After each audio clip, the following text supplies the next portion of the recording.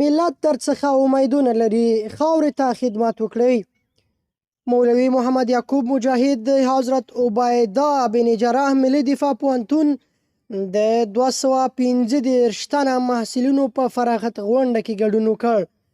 د ملي دفاع وزارت د تعلیماتو او پرسونل معینات اړوند حضرت ابو عبیده بن جراح ملي دفاع پوهنتون د حضرت معاذ ابن جبل ملي پوځي اکاډمۍ له 15مې دورې څخه 215 تنه محصلین نن د یو لړ ځانګړو مراسمو په ترڅ کې فارغ شول.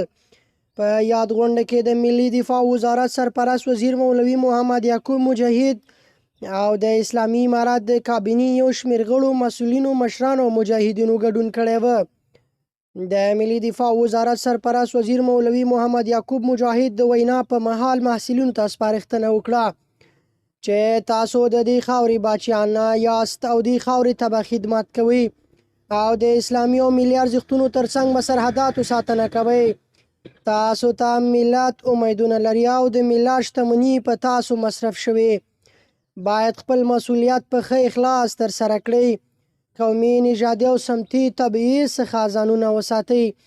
همداراز د بهرنیو چارو وزارت سیاسي مرستیال الحاج شیر محمد عباس سنګزي د وینا په مهال ویل لکه څنګه چې زموږ سلفو قرباني ورکړي، همدارنګه به موږ هم قرباني ورکوو او خپل هیواد او خاورې ته به خدمت کوو. ملت باید راضي کړو ترڅو زموږ ملت زموږ سره اوږه په اوږه ودرېږي.